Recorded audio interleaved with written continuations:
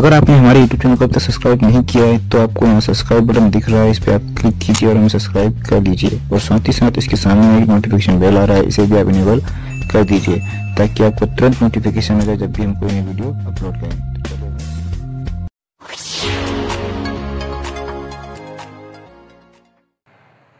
प्यारे बच्चों, कैसे हैं आप सभी। हम आपकी समस्याओं को सॉल्व करने के लिए आ गए हैं आपके सामने। मैं आशा करता हूं कि आप सभी लोग घर में सकुशल होंगे और मन लगा कर पढ़ाई कर रहे होंगे। बच्चों, आज मैं आपकी सारी प्रॉब्लम को सॉर्ट आउट करने वाला हूं। आज हमारे लेक्चर का टॉपिक क्या है? पढ़ने की नई तकनीक, न्यू टेक्निक फॉर स्टडी। पढ़ते तो सभी हैं, आपने देखा होगा कि बच्चे जो हैं पढ़ते तो हैं लेकिन आउटपुट नहीं मिलता। नेट पे सर्च करते हैं कैसे पढ़ें कि भूलें नहीं, बहुत सारी टेक्निक्स। लेकिन मैं यहाँ पर कुछ टेक्निक बताने वाला हूँ आप लोगों को, जिनको यदि आप अपने जीवन में शामिल करते हैं तो आपकी सारी प्रॉब्लम सॉर्ट आउट हो जाएगी। क्योंकि पढ़ाई के जो तरीके रहते हैं, यदि उन तरीकों को हम ऑब्जर्व अच्छे से कर लिए तो हमारी पढ़ाई में कोई भी प्रॉब्लम क्रिएट नहीं होती। एक मुंशी प्रेमचंद की एक फेमस कहानी है, यदि आपने पढ़ी हो छोटे में, जब मैं 5th स्टैंडर्ड में था तब मैंने पढ़ी थी, बड़े भाई साहब। थोड़ा सा यदि पढ़ी नहीं हो तो आप यदि नेट पे भी मिल जाएगी, उसको आप पढ़िएगा ज़रूर। उसमें क्या होता है बेटे कि 2 भाई होते हैं, एक बड़ा भाई रहता है और छोटा भाई। जो बड़ा भाई रहता है वो 8th स्टैंडर्ड में रहता है और छोटा भाई 6th स्टैंडर्ड में। छोटा भाई खूब मस्ती करता था, खूब खेलता था, यहाँ वहाँ घूमता था, पढ़ता भी था, लेकिन पढ़ता उतना एग्जैक्ट नहीं पढ़ता जितना बड़े भाई साहब पढ़ते थे। बड़े भाई साहब उसको डराते रहते थे, ऐसे तेरे को पढ़ना है, ऐसे ही नहीं हो जाता, तुझे पढ़ना पड़ेगा, तू पढ़ेगा नहीं तो तू घर तो चले जाना। वो बहुत टेंशन में आ जाता, लेकिन खेलता मस्ती से पढ़ता भी था। अब जब वो 6th स्टैंडर्ड में था तो जो रिजल्ट आता है लास्ट में, तो क्या होता है, जो छोटा भाई जो रहता है वो पास हो जाता है, ठीक है, वही पहले दर्जे से, फर्स्ट डिवीजन से। लेकिन जो बड़े भाई साहब रहते हैं वो फेल हो जाते हैं। अब छोटा भाई जो है थोड़ा सा उसको लगता है कि बोलता भी मतलब अपने आप में कि मुझसे तो कहते थे पढ़ो पढ़ो पढ़ो, अब तो खुद ही फेल हो गए, मैं तो पास हो गए। 1 साल निकल, मायूस रहता है बड़ा भाई। लेकिन इसके बाद फिर जब दूसरा साल आता है तो जो छोटा भाई रहता है वो 7th स्टैंडर्ड में चला जाता है और जो बड़े भाई साहब है तो 8th स्टैंडर्ड में। दूसरा साल भी होता है, दूसरे साल भी बड़े भाई साहब क्या होते हैं, फेल हो जाते हैं और जो छोटा भाई रहता है वो अच्छे नंबर से पास हो जाता है। अब तो बहुत ज़्यादा, अब उनको आत्मग्लानि होने लगती है बड़े भाई साहब को। तो छोटे भाई को खूब चिल्लाने लगते हैं कि ये तू मत सोच कि तू पास हो गया है, तू मेरे से बड़ा है, मैं तेरे से बड़ा हूँ, तेरे अनुभव जो है मेरे अनुभव से बहुत ही ज़्यादा है। छोटा भाई बोलता हाँ ठीक है। फिर आगे क्या होता है कि एक बार पतंग जा रही होती है कहीं, तो वो उसी के पीछे दौड़ते रहता है। बड़े भाई साहब जब देखते हैं उस घटना को तो फिर उसके पीछे भागते हैं, बोलते हैं तू पढ़ता लिखता नहीं है, तू फिर ये मस्ती करने लगा, तुझे पढ़ना चाहिए, तुझे पढ़ना ही होगा, नहीं तो तुझे हम घर भेज देंगे, तू ये मत सोच मैं फेल हो गया हूँ, तो ये सोच मैं जब तू 7th स्टैंडर्ड मैंने तो भी पास हो गया था, 8th स्टैंडर्ड में इतनी मोटी किताबें पढ़नी पड़ती हैं बहुत ज़्यादा। अगर तू अलजेब्रा पढ़ेगा, ट्रिग्नोमेट्री पढ़ेगा, हिस्ट्री के सन याद करेगा, जियोग्राफी पढ़ेगा, पॉलिटी पढ़ेगा, इंग्लिश पढ़ेगा, बहुत ज़्यादा मेहनत लगती है। कभी तू 7th पास हो गया है तो इतना उछल कूद कर रहा है, लेकिन तुझे बहुत ज़्यादा मेहनत करनी पड़ेगी। तो छोटा भाई बहुत ही मायूस हो जाता है। फिर उसके बाद क्या होता है, जो छोटा भाई रहता है रोने लगता है। तो बड़े भाई साहब का जो उनकी आत्मा रहती है तृप्त होती है और दोनों गले लग के रोने लगते हैं। फिर छोटा भाई पढ़ने की उनको टेक्निक्स बताता है, ठीक है। तो मैं वो बताने मतलब ये भी नहीं है, कई बच्चे क्या करते हैं दिन भर किताब लेके बैठे रहेंगे, टीवी चल रही है, किताब हाथ में, मोबाइल किताब लिए, मम्मी आई देखी, अरे बेटा पढ़ रहा है। अब पता चले बेटा का कि दूसरा पेज ही नहीं पलट रहा, फर्स्ट पेज में ही अटके हैं, सेकंड पेज में हम जा ही नहीं पा रहे, ठीक। अब मैं थोड़ा सा एक्सपीरियंस शेयर करना चाहता हूँ आप लोगों के साथ। जब मैं पढ़ाया करता था कोचिंग में, तो कई बच्चे जब मैं रिवीजन करने के लिए बोलता था, तो कई बच्चे क्या करते थे, फर्स्ट पेज खोल लिए। फर्स्ट पेज सपोज यदि मैं चंपारण आंदोलन की बात करूँ, ठीक है, यदि वो खुला हुआ है तो क्या करेंगे, फर्स्ट लाइन से स्टार्ट शुरू किए, लास्ट पढ़ते गए पेट, फिर पढ़ना शुरू किए, पढ़ते गए पेट। अब वो एक बार पढ़ तो रहे हैं लेकिन उसको आत्मसात नहीं कर रहे, उसका जो आउटपुट आना चाहिए वो आउटपुट नहीं आ रहा। इनपुट तो दिए जा रहे हैं।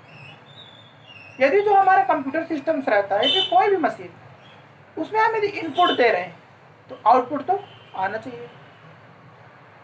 यदि आपको कोई रोग हो जाए, आप अस्वस्थ हो जाए, ठीक है, होते हो, बुखार चढ़ती नहीं चढ़ती, कोल्ड क्रम होता है नहीं होता, सर्दी जुकाम, अब यदि आपको बुखार चढ़ गया, आप दवा पे दवा लेते जा रहे हो, दवा पे दवा लेते जा रहे हो, लेकिन आपका उपचार भी सही से हो रहा है, लेकिन आपको रिलैक्स नहीं मिल रहा, आपकी तबीयत ठीक हो ही नहीं रही। तो अब इसमें क्या है, इनपुट तो दे रहे हो ना आप, आउटपुट नहीं मिल रहा, तो आप मेडिसिन चेंज करोगे या फिर डॉक्टर को चेंज करोगे, या फिर डॉक्टर भी चेंज करना पड़ सकता है।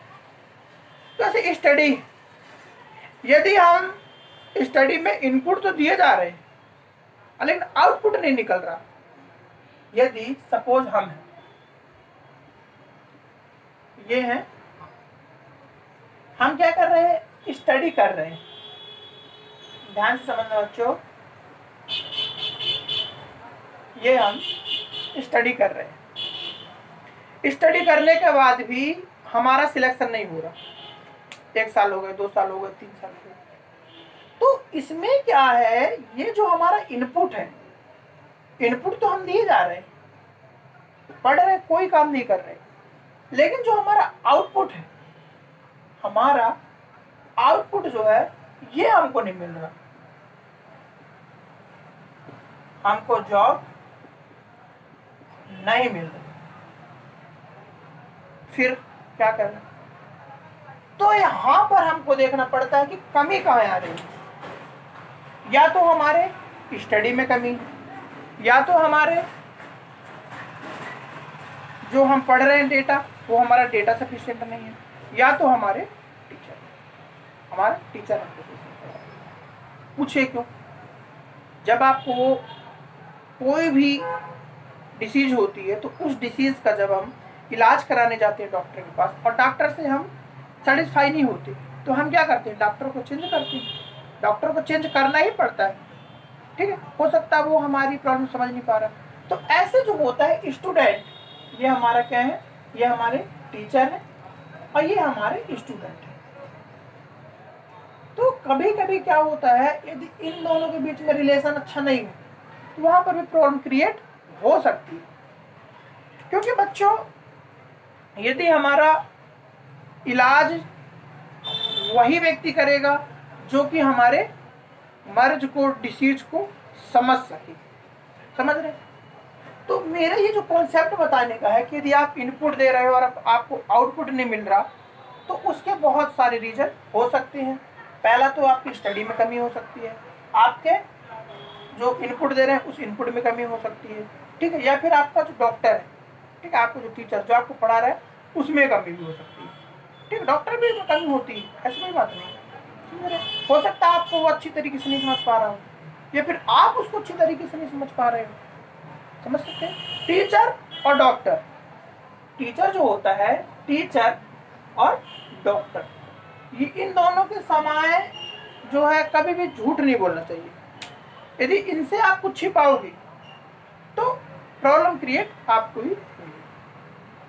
तो बच्चों, अब हम आगे थोड़ा सा चलते हैं। तो आज जिसका आपको बेसब्री से इंतजार होगा उनकी चर्चा करते हैं कि न्यू टेक्निक्स क्या है पढ़ने की।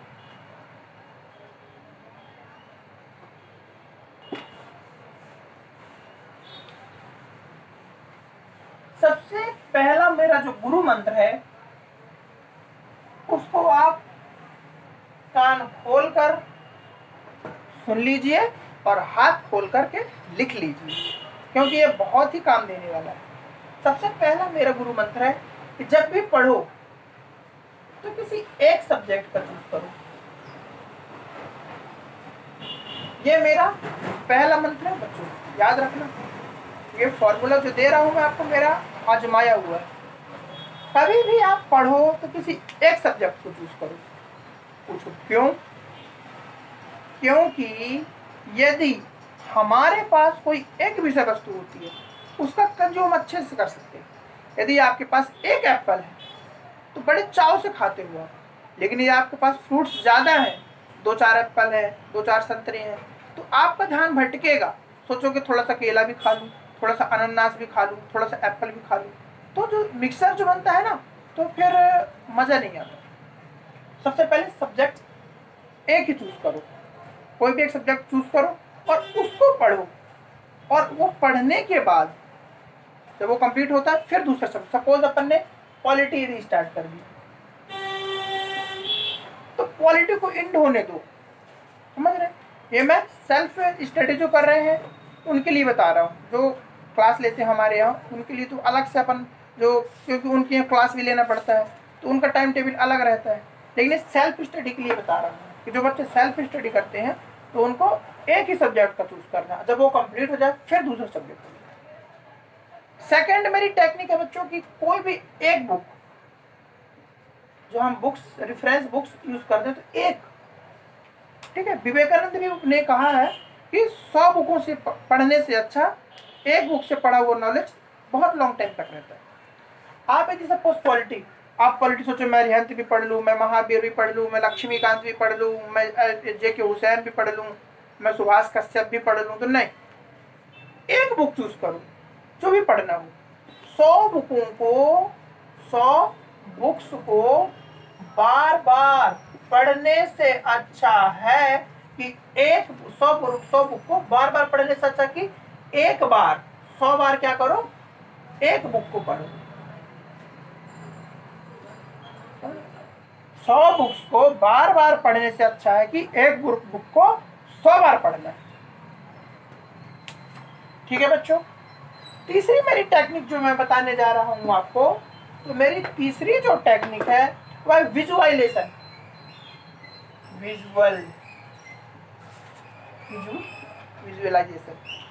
विजुअलाइजेशन क्या है?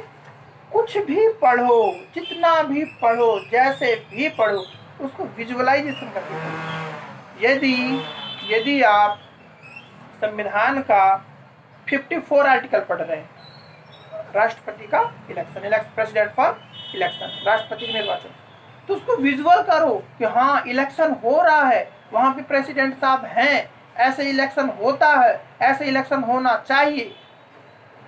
जब वहाँ पर यदि आप अपने आप को पाओगे, उसको विजुअल करोगे, तो लॉन्ग टाइम तक आपको ये बात याद रहेगी। एक छोटा सा एग्जांपल देना चाहूँगा। कभी भी आप जिन व्यक्तियों से मिल चुके होते हैं, जिन व्यक्तियों से आपको देख चुके होते हैं, तो उनको आप झट से पहचान जानते हैं। जैसे कि यदि आपने सपोज किसी लड़के को देखा, उसका नाम सुरेश है, तो आप उससे क्या बोलते हैं? आपका चेहरा देखा देखा लगता है, लेकिन नाम याद नहीं आ रहा है आपका, यही बोलते हैं ना? ये तो नहीं बोलते कि आपका नाम सुरेश है लेकिन मुझे चेहरा याद नहीं आ रहा। चेहरा याद रहता है, नाम याद नहीं रहता। ये फैक्ट है। जो हमारी ज्ञानेंद्रियां रहती हैं, नाक, कान, आँख, तो आँख जो है, आँख का जो विजुअलाइजेशन वो सबसे ज़्यादा एक्टिव रहती है। यदि हम सिनेमा घर में मूवी देखने जाते हैं तो वो हमको बहुत जल्दी याद हो जाती है, लेकिन हम जब किताब को खोल के पढ़ रहे होते हैं तो वो हमको पल्ले ही नहीं पड़ती। ठीक, तो जो कॉन्सेप्ट विजुअलाइजेशन का है वो बेस्ट है, इसमें कोई भी दो मत नहीं है। तो विजुअलाइजेशन को अपन को अपने में अपनाना।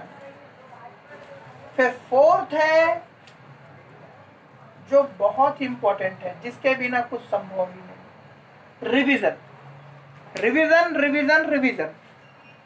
ठीक, ये एक रामबाण है, इसके बिना कुछ हो ही नहीं सकता। जितना भी आप पढ़ रहे हो उसको 24 घंटे में एक बार, 3 दिन में फिर एक बार, 1 वीक में फिर एक बार, मंथ में फिर एक बार। ये कॉन्सेप्ट है। हमारा दिमाग जो है क्लस्टरों में डिवाइड होता है, और डेटा जो उसमें स्टोर करता है वो भी क्लस्टरों में स्टोर करता है डेटा।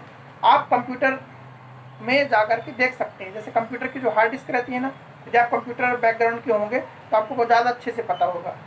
मैंने एक वीडियो में एक्सप्लेन भी किया था क्लस्टर वाली बात, तो उसमें आप जाकर देख सकते हैं। उस बात के यहाँ पर अपन इंटर नहीं करेंगे। तो अपन को क्या करना है, रिवीजन। बिना रिवीजन के आप कुछ भी नहीं कर सकते। तो पढ़ने के लिए रिवीजन, ये हमारा 4th टेक्निक है। इसके बाद बच्चों जो हमारी 5वीं टेक्निक है वो है सेल्फ कॉन्फिडेंस, यानी कि आत्मविश्वास।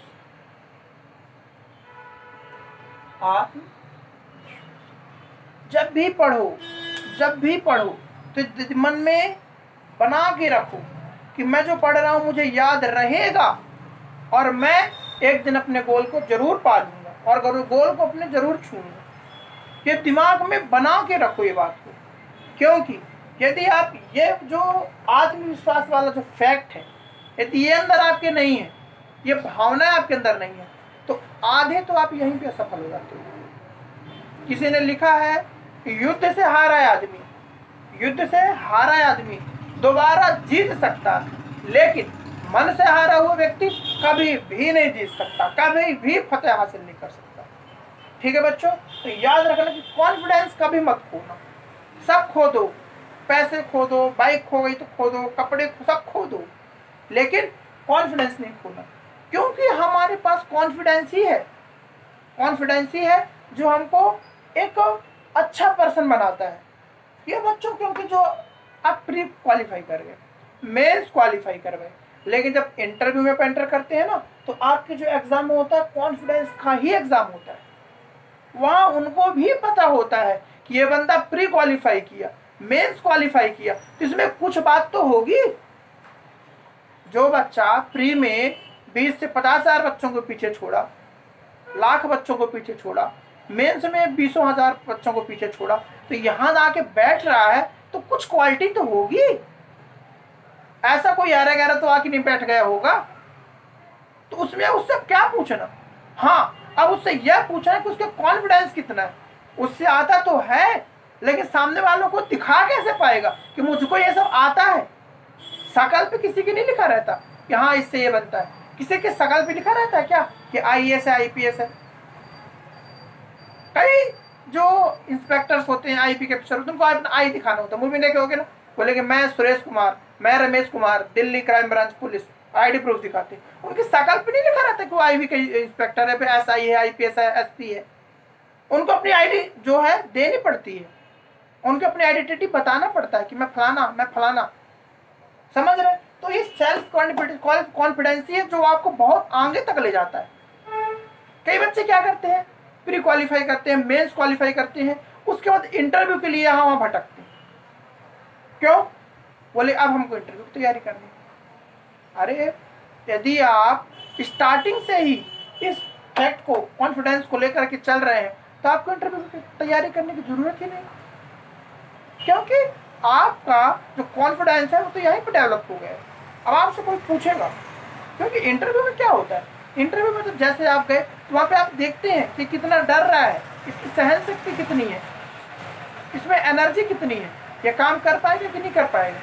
क्योंकि वहाँ पर इंटरव्यू में कुछ ऐसे व्यक्ति की जरूरत नहीं रहती कि कोई बहुत बड़ा धुरंधर हो, कि कोई ऐसा हो, नहीं, उनको एक सिंपल सा पर्सन चाहिए, क्वालिफाई हो, हाँ ठीक है, सिंपल सा हो, जिसको वो अपने अनुरूप ढाल सके। ऐसा व्यक्ति उनको नहीं चाहिए जो भी आके विभाग को ही पढ़ाने लग जाए। समझ रहे हैं बात को? तो ना ज्यादा हाई और ना ज्यादा लो, मध्यम से ही अपना काम चल जाता है। इसलिए अपने को कॉन्फिडेंस बना के रखना है। प्यारे बच्चों, ये जो मैंने मंत्र दिए, 5 मंत्र हैं, इनको गुरु मंत्र है, इनको तो आप घोट जाओ, दिमाग में बिठा लो, क्योंकि यदि ये मंत्र याद रहे तो कोई भी व्यक्ति, कोई भी समस्या, कोई भी आपको असफल होने से बचाएगी और सफल होने से रोकेगी नहीं। बच्चों, इन 5 मंत्रों को जरूर याद रखना। यदि ये 5 मंत्र आप समझ गए, सीख गए, तो आप अपने गोल को अवश्य पालेंगे। ठीक है बच्चों, तो मैं आशा करता हूँ कि मेरी बताई गई बातें आप सभी के समझ में आ गई होगी। ठीक है बच्चों, ये वीडियो यदि आपको पसंद आई हो, ये लेक्चर पसंद आया हो, तो इस लेक्चर को लाइक जरूर करें और जो आपके क्वेश्चन हो स्टडी से रिलेटेड उसको कमेंट में मेंशन जरूर करें। ठीक है बच्चों, तो मिलते हैं नेक्स्ट वीडियो में एक नए लेक्चर के साथ। तब तक आप मन लगा कर पढ़ाई करिए और जो भी प्रॉब्लम क्रिएट होती है तो उसको आकर के हमारे व्हाट्सएप ग्रुप में पूछ सकते हैं या फिर हमारे कमेंट में पूछ सकते हैं। हम आपकी प्रॉब्लम को सॉर्ट आउट अवश्य करेंगे। आप बनने का निश्चित करिए, बनाने का ठेका हम ले रहे हैं। आप बनने का निश्चित करिए, बनाने का ठेका हम ले रहे हैं। एक हाथ आप बढ़ाइए, एक हाथ हम बढ़ा रहे हैं। ठीक है बच्चों, तो यही कोशिश हमारी जारी रहेगी। तो मिलते हैं नेक्स्ट वीडियो में एक नए लेक्चर के साथ। थैंक यू बच्चों।